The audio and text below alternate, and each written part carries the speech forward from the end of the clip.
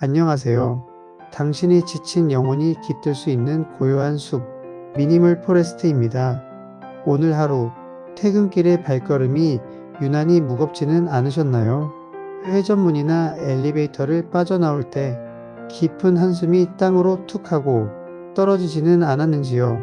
열심히 준비했던 프로젝트가 예상치 못한 난관에 부딪혔거나 의욕적으로 추진했던 업무가 기대만큼의 성과를 내지 못했을 때, 혹은 나의 작은 실수가 거대한 파도처럼 돌아왔을 때, 우리는 마음의 중심을 잃고 휘청거리게 됩니다.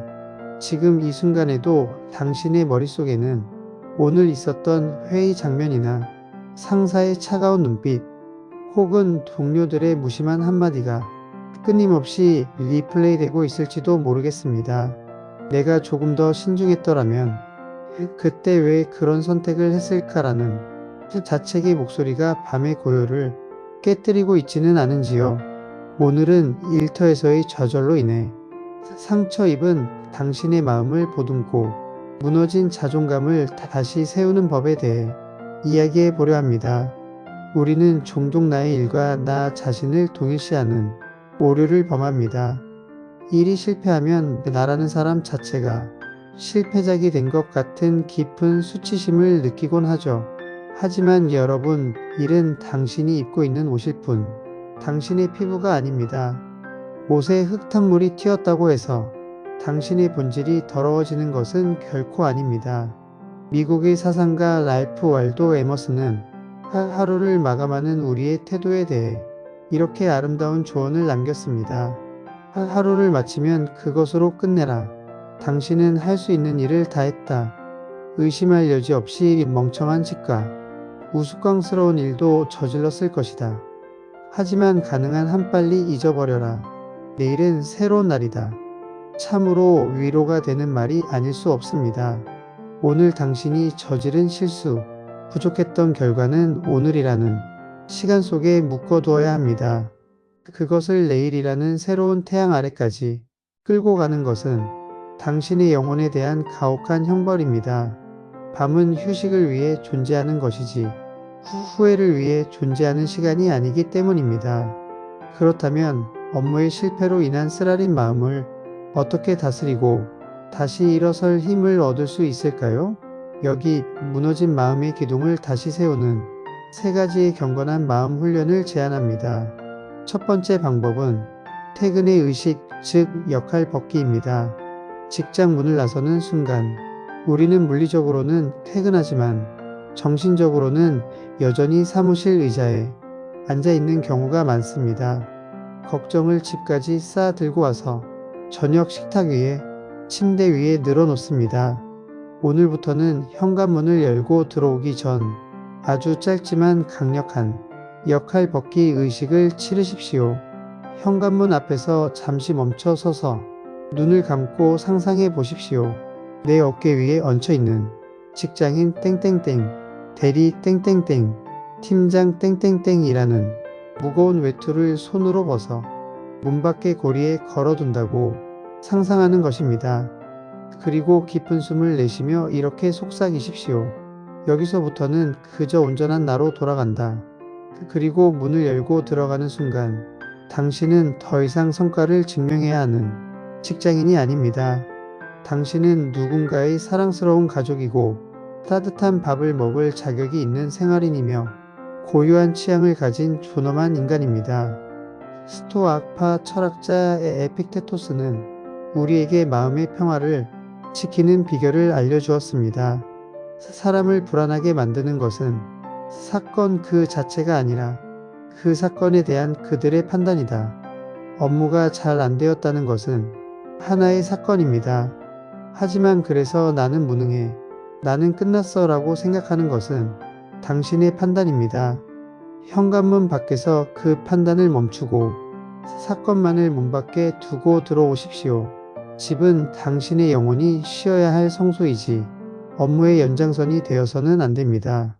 두 번째 방법은 객관적 시선으로 기록하기, 즉 사실과 감정을 분리하는 것입니다. 마음이 힘들 때는 감정이 사실을 집어삼킵니다. 작은 실수가 인생 전체의 실패처럼 부풀려집니다. 이럴 때는 종이 한 장을 꺼내어 상황을 해부해야 합니다.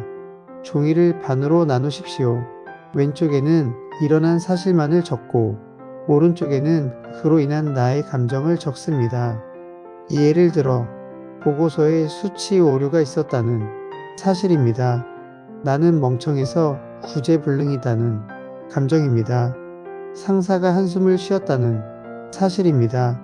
상사가 나를 경멸한다는 감정 혹은 해석입니다.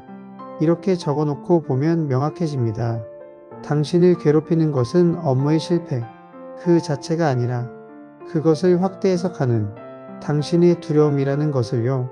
발명왕 토마스 에디슨은 수천 번의 실패 끝에 저 전구를 발명했을 때 이렇게 말했습니다. 나는 실패하지 않았다.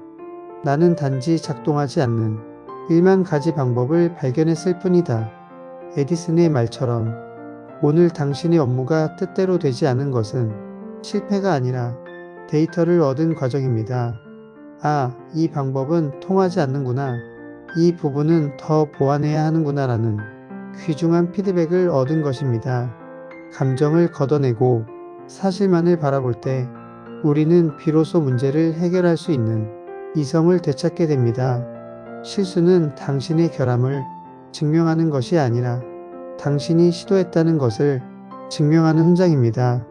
세 번째 방법은 작은 통제감의 회복, 즉 사소한 성공 경험 만들기입니다. 직장에서 무력감을 느끼는 가장 큰 이유는 내가 상황을 통제할 수 없다는 느낌 때문입니다. 내 노력과 상관없이 결과가 나오지 않을 때 우리는 무기력해집니다. 이럴 때는 의도적으로 내가 완벽하게 통제할 수 있는 아주 작은 일을 수행함으로써 무너진 효능감을 회복해야 합니다. 거창한 것이 아닙니다. 정성스럽게 저녁 식사를 차려서 남김없이 먹는 것, 어지러운 책상을 깨끗하게 정리하는 것, 신발장에 신발을 가지런히 정렬하는 것, 화분에 물을 주고 잎사귀를 닦아주는 것. 로마의 철학자 세네카는 시련에 대해 이렇게 말했습니다.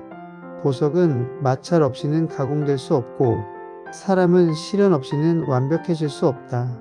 지금 겪고 있는 업무의 난관은 당신이라는 원석을 빛나는 보석으로 만들기 위한 마찰음일 뿐입니다.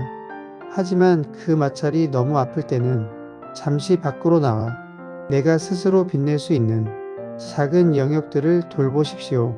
설거지를 끝내고 깨끗해진 싱크대를 볼 때 느끼는 그 개운함, 빨래를 개어 서랍에 넣을 때 느끼는 단정함, 이 작은 성공들이 모여 당신에게 다시 말해줄 것입니다. 너는 여전히 너의 삶을 잘 꾸려가고 있어. 너는 유능한 사람이야. 직장은 우리 인생의 전부가 아닙니다. 그것은 삶을 지탱하는 하나의 기둥일 뿐, 지붕 그 자체가 아닙니다. 기둥 하나에 금이 갔다고 해서 집이 무너지는 것은 아닙니다. 보수하면 되고 다시 세우면 됩니다. 업무 성과가 당신의 인격을 대변하지 않습니다. 당신은 일 잘하는 기계가 아니라 감정을 느끼고 사랑을 나누고 꿈을 꾸는 존엄한 인간입니다. 오늘 상사에게 지적받은 보고서 한 장이 당신의 가치를 깎아내릴 수는 없습니다. 미국의 시인 롱펠로우는 비 오는 날의 우울함에 대해 이렇게 노래했습니다. 너의 운명을 사랑하라. 흠 없는 영혼은 없다. 비구름 뒤에는 여전히 태양이 빛나고 있다.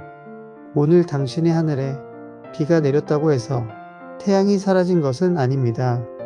구름은 흘러가는 것이고 비는 언젠가 그칩니다.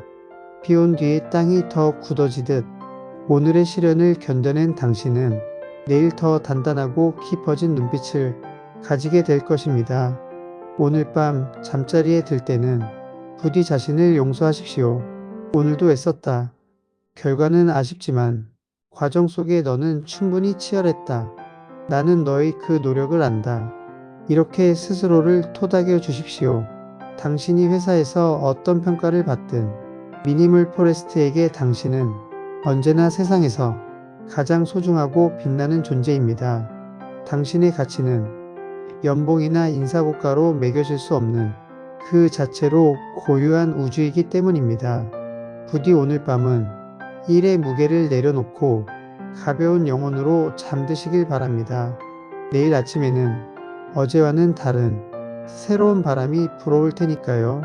오늘도 당신만의 숲에서 가장 깊은 평안을 누리시길 바랍니다. 지금까지 미니멀 포레스트였습니다. 감사합니다.